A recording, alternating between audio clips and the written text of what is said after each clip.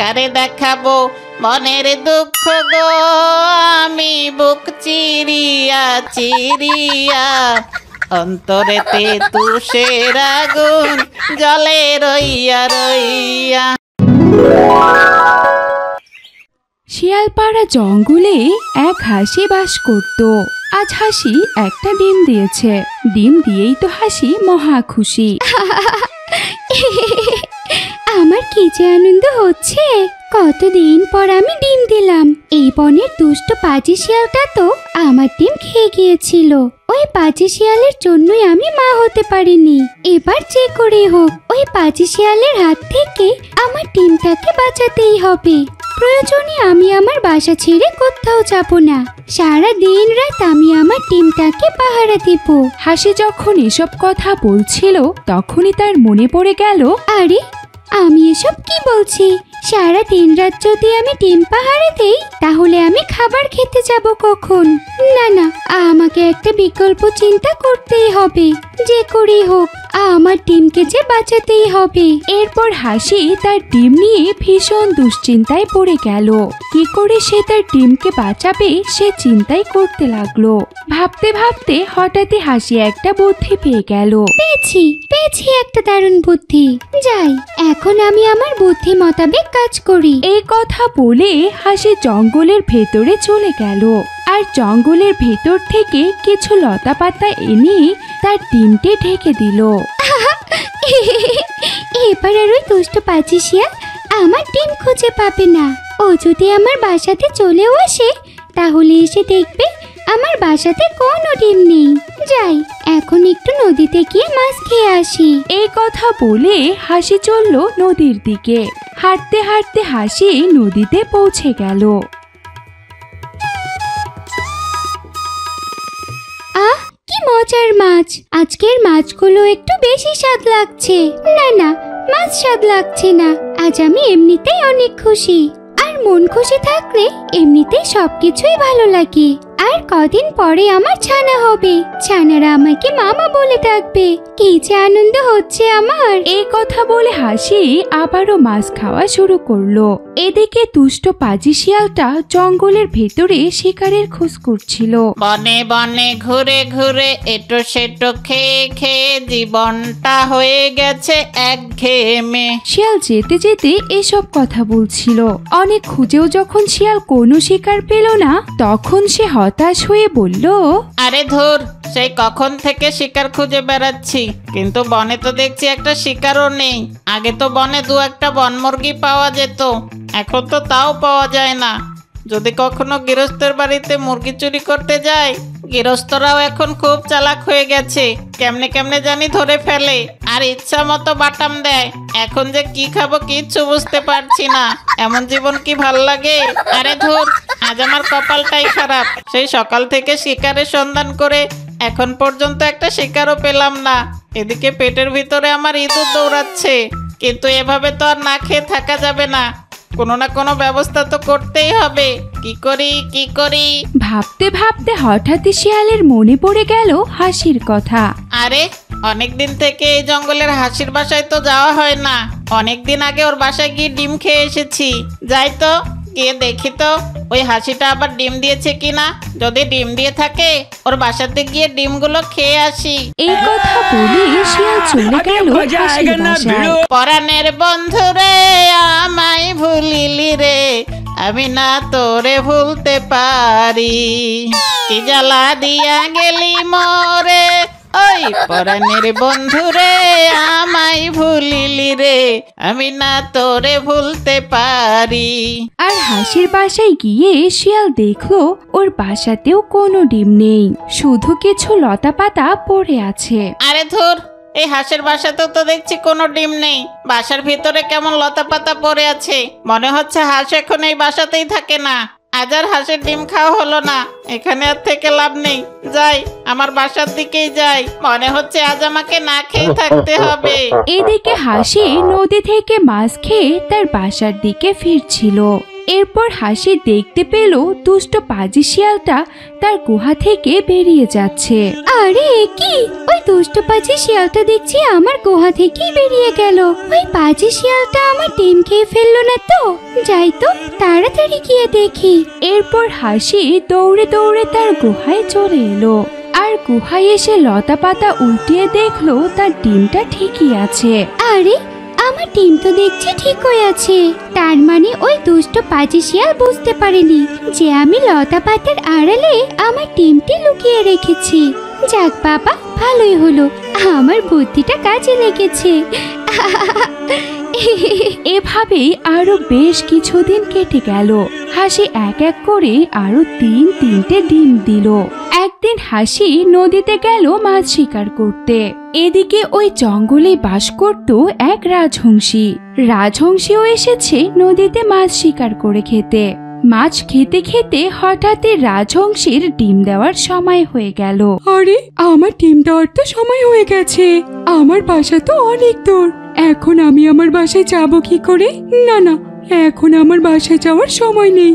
এক কাজ করি, নদীর কিনারায় ডিম দেই, তারপর মাছ খেয়ে আমার পেট ভরে গেলে ডিমটি নিয়ে বাসায় চলে যাব। যেমন ভাবনা তেমন কাজ। রাজহংসী নদীর কিনারায় গিয়ে ডিম দিল। যাক বাবা, ডিম দেওয়া তো শেষ হলো, এখন তাড়াতাড়ি মাছ খাওয়া শেষ করে ডিমটি নিয়ে বাসায় চলে যাব। এই বলে রাজহংসী আবারও মাছ ধরতে নদীতে নেমে গেল। এদিকে মাছ ধরতে ধরতে রাজহংসী গভীর নদীতে চলে গেল। তার ডিমের কথা মনেই ছিল না। এদিকে হাসিও মাছ খাওয়া শেষ করে বাসায় ফিরছিল। বাসায় যাওয়ার পথে হঠাৎই হাসির চোখে সেই রাজহংসীর ডিমটি পড়ল। আরে এটা তো একটা ডিম, কিন্তু এই ডিমটাকে এখানে কে রাখলো? আশেপাশে তো কাউকেই দেখতে পাচ্ছি না। আচ্ছা যাই হোক, ডিমটা এখানে ফেলে রেখে গেলে কোনো দুষ্ট প্রাণী এসে ডিমটাকে খেয়ে ফেলতে পারে। তার চেয়ে ভালো আমি ডিমটা বাসায় নিয়ে যাই। এই জঙ্গলে কেউ ডিমের খোঁজ করলে তাকে আমি পরে ডিমটা দিয়ে দিব। এই কথা বলে হাসি ডিমটি নিয়ে চলল তার বাসায়। আর বাসায় নিয়ে গিয়ে হাসি ডিমটি তার ডিমের সাথে রেখে দিল। এভাবে অনেক দিন কেটে গেল, কিন্তু হাসি ডিমের মালিককে খুঁজে পেল না। হাসি তার নিজের ডিমের সাথে ওই কুড়িয়ে পাওয়া রাজহংসীর ডিমটাকেও তা দিয়েছিল। হঠাৎই হাসির সব ডিমগুলো থেকে ছানা বের হলো, কিন্তু ওই ডিমটির ভেতর থেকে বেরিয়ে এলো একটি রাজহংসীর কালো ছানা। আমার ছানার সাথে এটা তো দেখছি রাজহংসীর ছানা। তার মানে ওই কুড়িয়ে পাওয়া ডিমটি রাজহংসীর ছিল। কিন্তু এই ছানাকে দেখলে তো আমার ছানাগুলো ভয় পেয়ে যাবে। এই ছানা তো একটু বড়, আবার দেখতেও কেমন কুৎসিত। না না, ওকে আমার ছানাদের সাথে রাখা যাবে না, ওকে তাড়িয়ে দিতে হবে। এই তুই এখানে কি করছিস? তুই এক্ষুনি আমার চোখের সামনে থেকে চলে যা। কি বলছো মা? আমি তোমাদেরকে ছাড়া কোথায় যাব? আমি কোথাও যাব না, আমি আমার ভাই বোনদের সাথে থাকবো। কে কে তোর ভাই বোন শুনি? ওরা কেউ তোর ভাই বোন না। ওরা কি তোর মতো দেখতে? তুই হলি কোনো রাজহংসীর ছানা। তুই এখানে এক মুহূর্ত থাকতে পারবি না। তুই বড় হলে আমার ছানাদেরকে ঠুকরে ঠুকরে মেরে ফেলবি, এটা আমি খুব ভালো করে জানি। যা ভাগ এখান থেকে। মা, আমি কিছু করব না আমার ভাই বোনদেরকে, তুমি আমাকে তাড়িয়ে দিও না মা। এই চুপ করবি কালো মুখী, তোকে যেটা বলেছি তুই সেটাই কর। এখন যদি আপোষে এখান থেকে না যাস তাহলে তোকে আমি এখন মেরে তাড়িয়ে দিব। রাজহংসী তার মায়ের মুখে এমন কথা শুনে চোখের পানি ফেলতে ফেলতে সেখান থেকে চলে গেল। কারে দেখাবো মনের দুঃখ গো, আমি বুক চিরিয়া চিরিয়া, অন্তরেতে তুষের আগুন জলে রইয়া রইয়া। একই এ তো দেখছি মেঘনা চাইতেই বৃষ্টি। ওই তো দেখছি একটা রাজহংসীর কালো ছানা এদিকেই আসছে। আজ আমি ওটাকে খেয়ে আমার ক্ষুধা মেটাবো। এই যে কে তুমি? তুমি আমাকে খেয়ে ফেলো, আমি আমার এই জীবন আর রাখবো না। আমার মা আমাকে তাড়িয়ে দিয়েছে। আমি এখন কোথায় যাব, কোথায় থাকবো? আমার দরকার নেই এই জীবনের। ওরে বাবা, চাইলাম জল পাইলাম শরবত। আমি তো ভেবেছিলাম রাজহংসীর এই ছানাটাকে আমার জোর করে খেতে হবে। এখন তো দেখছি ও নিজে থেকেই আমার শিকার হওয়ার জন্য রাজি হয়ে বসে আছে। না না, আর দেরি করা ঠিক হবে না। তাড়াতাড়ি ওকে খেয়ে আমার ক্ষুধার জ্বালাটা মিটায়। এই বলে যেই না শিয়াল রাজহংসের কালো ছানাটিকে খেতে গেল, অমনি রাজহংসী সেখানে এসে তার লম্বা ঠোঁট দিয়ে পাজি শিয়ালকে ঠোকরাতে লাগলো। ওরে বাবারে, ছেড়ে দে রাজহংসী, ছেড়ে দে। আমি তো ছানাকে খাবো না, আমি এক্ষুনি চলে যাব। ও ওরে বাবারে। রাজহংসের ঠোকর খেয়ে দুষ্ট পাজি শিয়াল দৌড়াতে দৌড়াতে সেখান থেকে চলে গেল। এরপর রাজহংসী কালো ছানাটিকে দেখে তো অবাক হয়ে গেল। কি ব্যাপার ছানা, তুমি এখানে কি করছো? তোমার মা কে? আমি জানি না আমার মাকে। একটু আগেই আমার মা আমাকে তাড়িয়ে দিয়েছে, বলেছে সে নাকি আমার মা নয়। আমি এখন কোথায় যাব কিছু বুঝতে পারছি না। তুমি আমাকে বাঁচালে কেন? ওই শিয়াল যদি আমায় খেয়ে নিত সেটাই ভালো ছিল। ছানাটির এমন কথা শুনি রাজহংসীর অনেক মায়া হলো, তাই সে ছানাটিকে বলল, ছানা, আমি বুঝতে পেরেছি তুমি অনেক কষ্টে আছো। আমিও আমার একটা ডিম অনেকদিন আগে হারিয়ে ফেলেছি। আমার মনে হচ্ছে তুমি আমার সেই ডিমের ছানা। তোমার মা যেহেতু তোমায় তাড়িয়ে দিয়েছে, এখন তোমার কেউ নেই। তুমি চলো আমার সাথে, আমি তোমাকে তোমার মায়ের মতো করে আগলিয়ে রাখবো। সত্যি বলছো? তুমি আমার মা হবে? আমি অনেক খুশি। চলো মা, আমাকে নিয়ে চলো তোমার সাথে। এরপর রাজহংসী কালো ছানাটিকে নিয়ে সেখান থেকে চলে গেল। এরপর থেকে কালো ছানাটি রাজহংসীর সাথে সুখে শান্তিতে দিন কাটাতে লাগলো। শিয়ালপাড়া জঙ্গলে শেফালি শিয়ালিনী তার স্বামী বল্টু শিয়ালের সাথে বাস করত।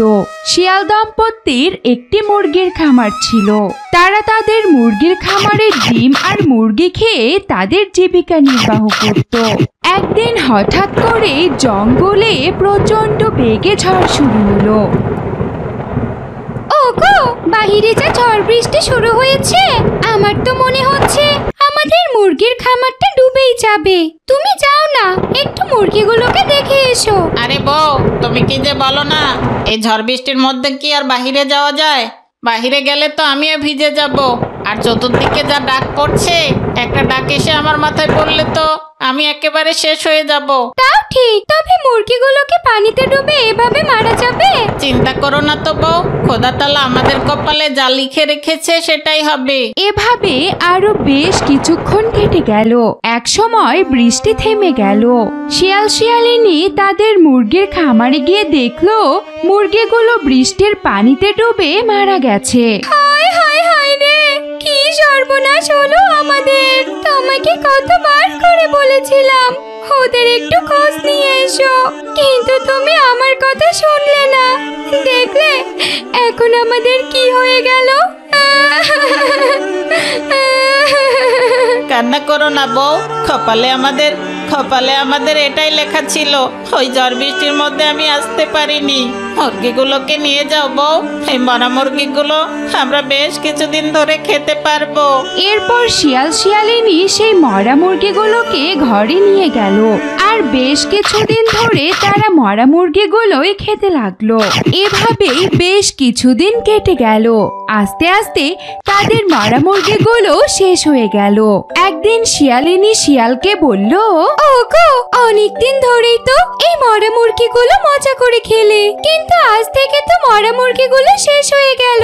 এখন কি খাবে বলো তো? এদিকে জঙ্গলে বৃষ্টি হয়ে তো জঙ্গলে খাবারের অভাব দেখা দিয়েছে। সেটাই তো বউ, বড় চিন্তায় পড়ে গেলাম।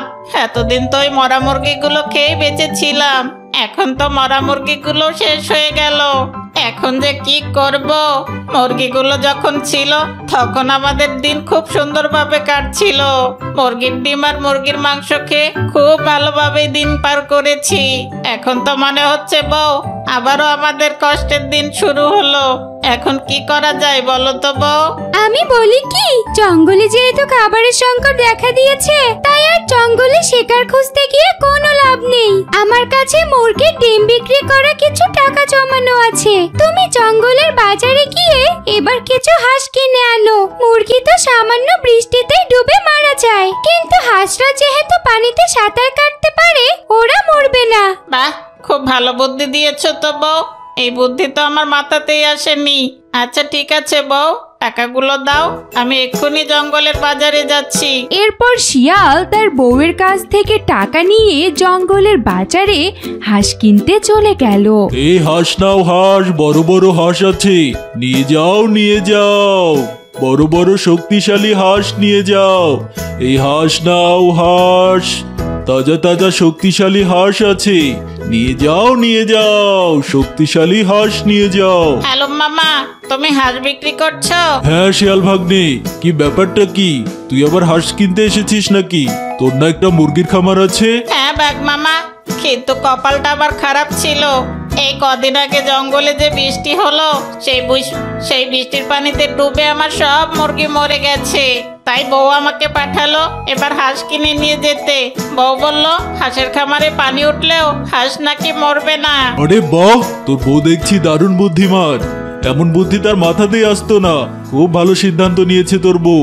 আচ্ছা শোন, আমি তোকে হাঁসগুলো কম দামেই দিতে পারবো, তবে আমার একটা শর্ত আছে। আমার একটা রাজহাঁস আছে, কিন্তু রাজহাঁসটার এক পা খোরা। তুই যদি কম দামে এই হাঁসগুলো নিতে চাস, তাহলে তোকে যে ওই খোরা রাজহাঁসটাও নিতে হবে। কি বলছো কি মামা? আমি টাকা দিয়ে হাঁস নিব, তুমি আমাকে ভালো হাঁস না দিয়ে খোরা হাঁস দিতে চাচ্ছ? আমি ওই খোরা হাঁসটা নিব না, তুমি আমাকে ভালো হাঁসগুলোই দাও। আরে না ভাগ্নে, আমি এটা প্যাকেজ আকারেই বিক্রি করছি। তুই যদি ওই খোরা রাজহাঁসটা নিস, সাথে এই ভালো হাঁসগুলোও পাবি, আর বেশ কম দামেও পাবি। আর আমি যদি ওই ভালো হাঁসগুলো বিক্রি করে ফেলি, তাহলে এই খোরা হাঁসটা কেউ কিনবে না, বুঝেছিস? আরে ধুর, বড় বিপদে পড়লাম তো। আশেপাশে আর তো দেখছি কেউ হাঁস বিক্রি করছে না। এখন তো এই হাঁসগুলো নেওয়া ছাড়া আর কোনো উপায় নেই। আচ্ছা ঠিক আছে, কম দামে যখন দিতে চাচ্ছে, ওই খোরা রাজহাঁসটা সহ ভালো হাঁসগুলো নিয়ে যাই। আচ্ছা ঠিক আছে বাঘ মামা, তোমার এই সবগুলো হাঁস কত টাকা দিতে হবে? খুব বেশি না ভাগ্নে, মাত্র 1500 টাকা দিলেই হবে। কি বলছো কি মামা? ওই খোরা হাঁসটা সহ মাত্র এই কটা হাঁস তুমি 1500 টাকা চাইছো? এত কথা বলিস না তো ভাগ্নে। তুই এখন এই খোরা রাজহাঁসটা সহ এই হাঁসগুলো কি 1500 টাকায় নিবি? না নিলে এখান থেকে কেটে পড়, আমার অনেক কাস্টমার আছে। হালুম বাঘের কথা শুনে শিয়াল তো ভীষণ চিন্তায় পড়ে গেল, কারণ আশেপাশে আর কারো কাছে কোনো হাঁস নেই। তাই সে 1500 টাকা দিয়ে হাঁসগুলো কিনে নিয়ে বাড়িতে চলে গেল। বউ, বউ, কোথায় গেলে? এদিকে এসো, দেখে যাও, আমি অনেকগুলো হাঁস কিনে এনেছি। আরে হাঁসগুলো তো চমৎকার হয়েছে। ওমা, এ কি? একটা রাজহাঁসও নিয়ে এসেছো দেখছি। ওরে বাবা, রাজহাঁসটির আবার এক পা খোঁড়া কেন? তোমায় কি আমি টাকা দিয়ে এই খোঁড়া রাজহাঁসটা কিনে আনতে বলেছি? বউ, আমি তো ইচ্ছে করে ওই খোরা রাজহাঁসটা নিয়ে আসিনি। বাজারে গিয়ে দেখি কোনো হাঁস নেই, শুধু বাঘ মামা একটা হাঁস নিয়ে বসে আছে। বাঘ মামা আমাকে বলল আমি যদি ওই খোরা রাজহাঁসটা সহ এই হাঁসগুলো না নেই, তাহলে আমাকে হাসি দিবে না। জঙ্গলে বন্যার কারণে হাঁসের সাপ্লাই আসা বন্ধ হয়েছে, তাই বাধ্য হয়ে এই 1500 টাকায় আমাকে এই হাঁসগুলো নিতে হয়েছে। চিন্তা করো না বউ, রাজহাঁসটা এখন খোরা আছে তাতে কি, ও নিশ্চয় ঠিক হয়ে যাবে। আর বউ, ওরকম প্রতিবন্ধী জিনিসের সেবা যত্ন করলে ওই প্রতিবন্ধীরা অনেক উপকারে আসে। এমনও হতে পারে ওই রাজহাঁসটাই আমাদের কপাল খুলে দিবে। শিয়ালের এমন কথা শুনে শিয়ালিনী আর কিচ্ছু বলল না। সে ভালো হাঁসগুলোকে খোয়ারে ঢুকিয়ে রাজহাঁসটিকে ঘরে নিয়ে গিয়ে ব্যান্ডেজ করে দিল, আর রাতের বেলা তাদের ঘরেই রেখে দিল। এরপর শিয়াল আর শিয়ালিনী সেদিনের মতো ঘুমিয়ে পড়ল। পরদিন সকালবেলা শিয়ালিনী ঘুম থেকে উঠেই তো অবাক হয়ে গেল। ও মা, আমি কি দেখছি? এই খোড়া হাঁসটি তো দেখছি একটা ডিম দিয়েছে, আবার ডিমটা দেখছি সোনার মতো চকচক করছে। ওগো দেখো, কি অবাক কাণ্ড ঘটেছে। কি হয়েছেটা কি বউ? তুমি এভাবে চিল্লাচিল্লি করছো কেন? সকালবেলা কি একটু ঘুমাতেও দিবে না? আরে ওদিকে তাকিয়ে দেখো, চিল্লাচ্ছে কি আর সাধে? আমাদের খোড়া হাঁসটা যে ডিম দিয়েছে, তাও আবার সাধারণ কোনো ডিম নয়, একেবারে সোনার ডিম। আরে তাই তো, একে দেখছি আমি। খোড়া রাজহাঁস দিয়েছে সোনার ডিম। বউ, এতদিনে আমাদের কপাল খুলে গেছে। খোড়া রাজহাঁসের এই সোনার ডিম বিক্রি করে আমরা সুখে শান্তিতে দিন কাটাতে পারবো। এরপর শিয়াল সেই খোড়া রাজহাঁসের সোনার ডিম বাজারে বিক্রি করে অনেক টাকা পেল। আর সেই সোনার ডিম বিক্রি করার টাকা দিয়ে শিয়াল ওই জঙ্গলের সব থেকে ধনী হয়ে গেল। এখন আর শিয়ালের কোনো দুঃখ কষ্ট নেই। রাজহাঁস শিয়ালকে প্রতিদিন একটা করে সোনার ডিম দেয়। এভাবেই শিয়াল তার বউকে নিয়ে সুখে শান্তিতে দিন কাটাতে লাগলো।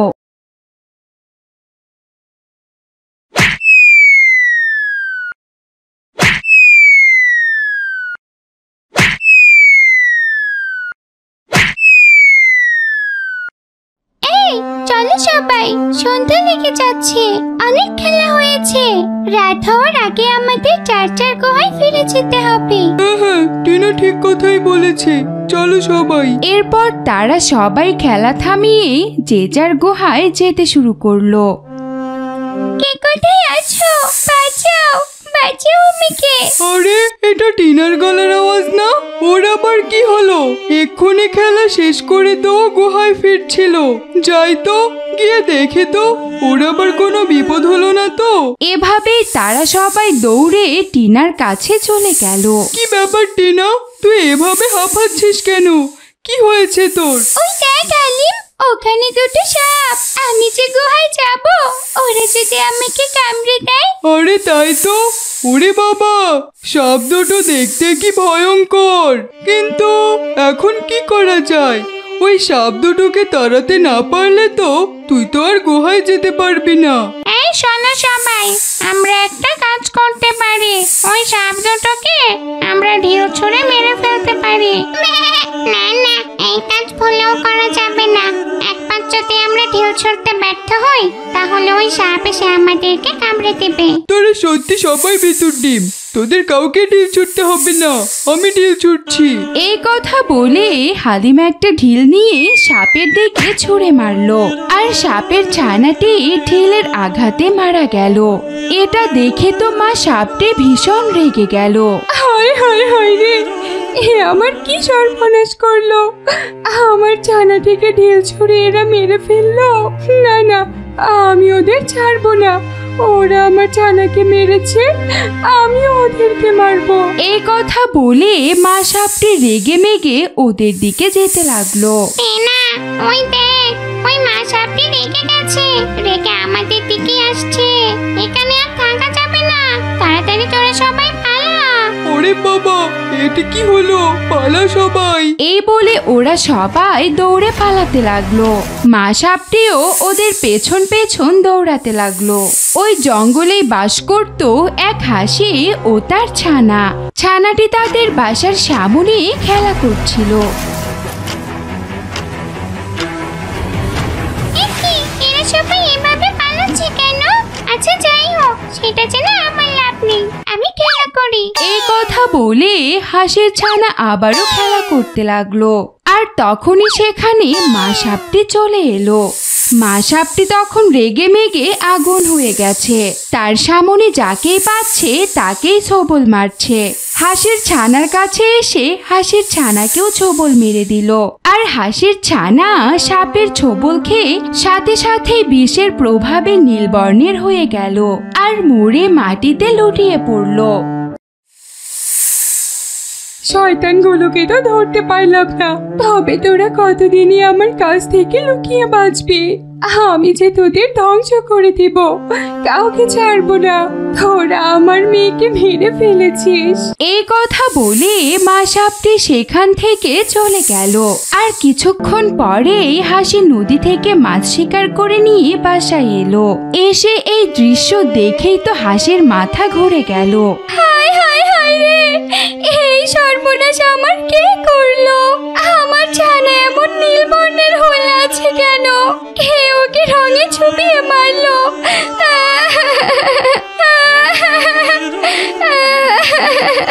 হাসির কান্নার আওয়াজ শুনে বনের সবাই সেখানে চলে এলো। হাসি আন্টি, তুমি আমাদেরকে ক্ষমা করে দাও। আজ তোমার মেয়ে আমাদের কারণেই মরে গেছে। কেন যে আমরা ওই সাপের মেয়েকে মারতে গেলাম, এই জন্যই সাপ যাকে সামনে পেয়েছে তাকেই সবল মেরে দিয়েছে। মা টিনা, তোরা এটা কোনো কাজ করেছিস? আজ তোদের জন্যই আমি আমার মেয়েকে হারিয়ে ফেললাম। এখন আমার কি হবে?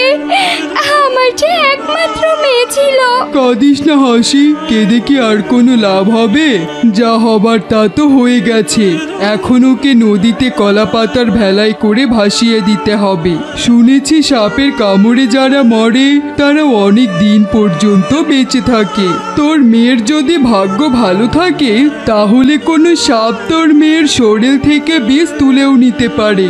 আর এমনটা হলে তোর মেয়ে আবার জীবিত হয়ে উঠবে। সত্যি বলছো বাঘিনী মামি? হে খোদা, আমার মেয়ের জন্য তুমি এমন কাউকে পাঠিয়ে দিও। আমি যে আমার মেয়েকে ছাড়া থাকতে পারবো না খোদা। এরপর তারা সবাই মিলে কলা পাতার ভেলায় করে হাঁসের ছানাকে নদীতে ভাসিয়ে দিল। আর ধীরে ধীরে হাঁসের ছানা নদীর স্রোতে ভেসে যেতে লাগলো। এদিকে ওই নদীতেই বাস করত এক বজ্জাত কুমির। কুমির অনেক চেষ্টা করেও আজ নদী থেকে কোনো মাছ ধরতে পারছিল না। আরে ধুর, এটা কোনো কথা হলো? সে সকাল থেকে মাছ ধরার চেষ্টা করে যাচ্ছি, কিন্তু এখন পর্যন্ত একটা মাছও পেলাম না। ক্ষুধার জ্বালায় পেটটা চোচো করছে। এখন আমি কি খাই? ওই তো একটা সাপ যাচ্ছে, এখনকার মতো ওই সাপটাকে খেয়েই আমার পেটের ক্ষুধা আমি মিটাই। যেমন ভাবনা তেমন কাজ। কুমির ডুব দিয়ে চলে গেল সেই সাপের কাছে। এই, কোথায় যাচ্ছিস? তুই এখন কোথাও যেতে পারবি না। আমি যে তোকে এখন খাবো। আজ যে তোকে আমার হাত থেকে কেউ বাঁচাতে পারবে না। এই যে কুমির দিদি, আমার মাথা কিন্তু গরম আছে। আমার ছানাকে জঙ্গলের প্রাণীরা মেরে ফেলেছে। আমি যাকে সামনে পাচ্ছি তাকে কামড়ে দিচ্ছি। তুমি আমার সামনে আসলে কিন্তু আমি তোমাকেও কামড়ে দেব। হা হা হা হা হা। কি বললি তুই? তুই আমাকে কামড় দিবি? তোর কামড়ে যে আমার কিছুই হবে না রে। আমি তো নিজেই একটা বিষাক্ত প্রাণী। হা হা হা হা হা। তাড়াতাড়ি মরার জন্য প্রস্তুত হ। এই কথা বলে যেই না কুমির সাপটাকে ধরতে গেল, অমনি সেখানে হাঁসের ছানার লাশটি কলা পাতায় করে ভেসে এলো। কলা পাতার উপরে অমন একটি অদ্ভুত নীল রঙের প্রাণী দেখে তো কুমির ভীষণ ভয় পেয়ে গেল। আরে ওটা আবার কি?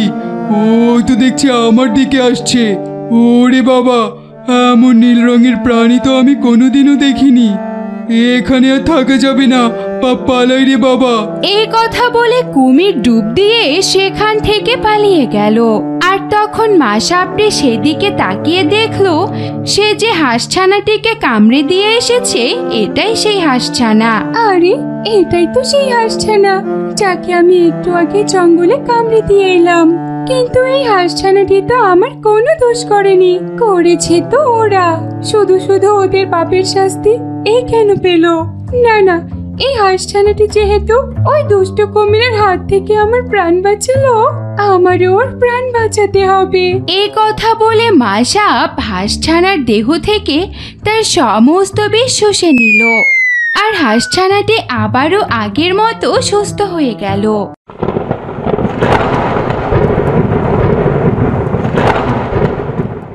ওগো, যা ঝড় বৃষ্টি শুরু হলো, এর মধ্যে তো বাইরেও যেতে পারবো না।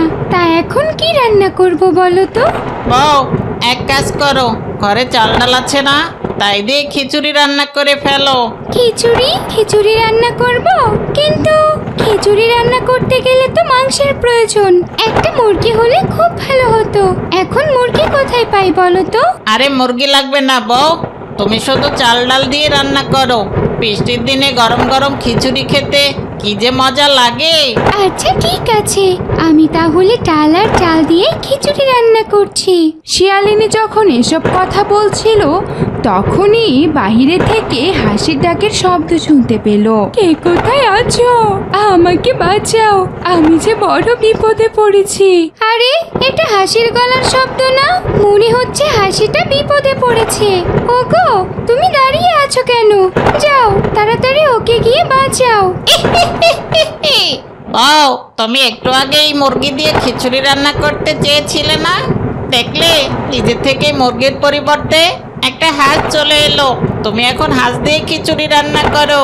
সারা জীবন তো শুধু মুরগি দিয়ে খিচুড়ি খেয়েছি, কিন্তু হাঁসের মাংসের খিচুড়ি তো খাওয়াই হয় না। সেই ছোটবেলায় একবার আমার মা খাইয়েছিল, তার স্বাদ এখনো মুখে লেগে আছে। আরে চুপ করো তো, তুমি শুধু উল্টাপাল্টা কথা বলতে থাকো। আমি কি তোমাকে একবারও বলেছি যে আমি হাঁসের মাংস দিয়ে খিচুড়ি খাবো? হাসিটা নিশ্চয়ই বিপদে পড়েছে, এজন্যই ও আমাদের কাছে সাহায্য চাইতে এসেছে। আর তুমি ওকে সাহায্য না করে খাওয়ার কথা ভাবছো? যাও তাড়াতাড়ি হাসিটাকে ঘরে নিয়ে এসো। এরপর শিয়াল বৃষ্টির মধ্যে বাহিরে গিয়ে দেখলো হাসিটা এক বাচ্চা সহ সেখানে চলে এসেছে। এরপর শিয়াল হাসি আর তার বাচ্চাকে ঘরে নিয়ে এলো। শিয়াল মামা, আমি খুব বড় বিপদে পড়েছি। আমাকে এক বাঘ খাওয়ার জন্য আক্রমণ করেছিল। এই যে আমার একটা পা, ওই বাঘটি ছিঁড়ে নিয়েছে। কাটা পা দিয়ে অঝরে রক্ত পড়ছে।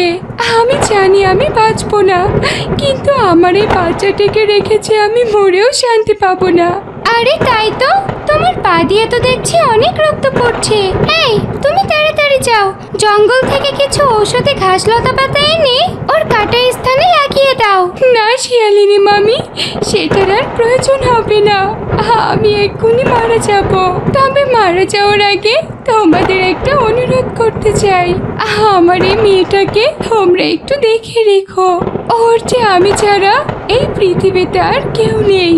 আমিও আজ চলে যাচ্ছি। ও মা ছাড়া এই পৃথিবীতে কি করে টিকে থাকবে? তোমরা একটু ওকে দেখে রেখো শিয়ালিনী মামি। এই কথা বলে হাসি মারা গেল। না না, তুমি আমাকে ছেড়ে চলে গেলে, আমি এখন কার কাছে থাকবো? শোনো বউ, অন্যের ওসব আপদ আমি টানতে পারবো না। তুমি এক কাজ করো, ওই বাচ্চা সমেত ওই মরা হাসিকে কুচি কুচি করে কেটে খিচুড়ির ভিতরে দিয়ে দাও। আমার খুব ক্ষুধা পেয়েছে। যাও যাও, তাড়াতাড়ি খিচুড়ি রেঁধে ফেলো। আসলে তুমি একটা নিষ্ঠুর পাষাণ। মা মেয়ের এমন করুণ দশা দেখেও তোমার পাষাণ মনে কোনো দয়া হলো না, তাই না? তুমি এত ছোট একটি ছানাকে খিচুড়ির মধ্যে দিয়ে খাওয়ার চিন্তা করছো? আমি থাকতে এটা কখনো হতে দিব না। ওর মা নেই তাতে কি হয়েছে? আজ থেকে আমি ওর মা। কি বলছো কি বউ? শিয়ালের আবার হাঁসকন্যা হয় কি করে? না না, এটা আমি কখনোই মেনে নিব না। তুমি তাড়াতাড়ি ওকে খিচুড়ির মধ্যে দিয়ে রেঁধে ফেলো। না না, আমি ওকে কখনোই খিচুড়ির মধ্যে দিব না। তুমি যদি এমন কথা আরেকবার বলেছো, তাহলে আমি তোমাকে ছেড়ে এই ছানাটিকে নিয়ে চলে যাব, বুঝেছো? ওরে বাবা, এবার কোন বিপদে পড়লাম? বউ তো দেখছি আমাকে চলে যাওয়ার ভয় দেখাচ্ছে। বউ চলে গেলে তো আর বউ পাবো না। শিয়ালপাড়ার সব শিয়ালিনীর তো বিয়ে হয়ে গেছে। আচ্ছা, কি আর করার। আচ্ছা ঠিক আছে বউ, তুমি যেহেতু ওই হাতছানাকে মেয়ে হিসাবে মেনে নিয়েছো, আমি ওকে মেনে নিলাম। আজ থেকে ওই হাসি ছানা আমারও মেয়ে। আমার হাঁসকন্যার আমি কোনো অসুবিধা হতে দেব না। আজ থেকে হাঁসকন্যা আমার সাথেই থাকবে। শুনলে ছানা, আজ থেকে তুমি আমাদেরই মেয়ে। তোমার মা মরে গিয়েছে, তাতে কি হয়েছে? তুমি আজ থেকে নতুন আরেকটা মা পেলে। সত্যি বলছো? তোমরা আমার বাবা মা? আজ থেকে কি তোমরাই আমার দেখাশোনা করবে? হ্যাঁ ছানা, আজ থেকে আমরাই তোমার দেখাশোনা করব, তোমায় আদর যত্ন করে বড় করে তুলবো। এভাবেই বেশ কিছুদিন কেটে গেল।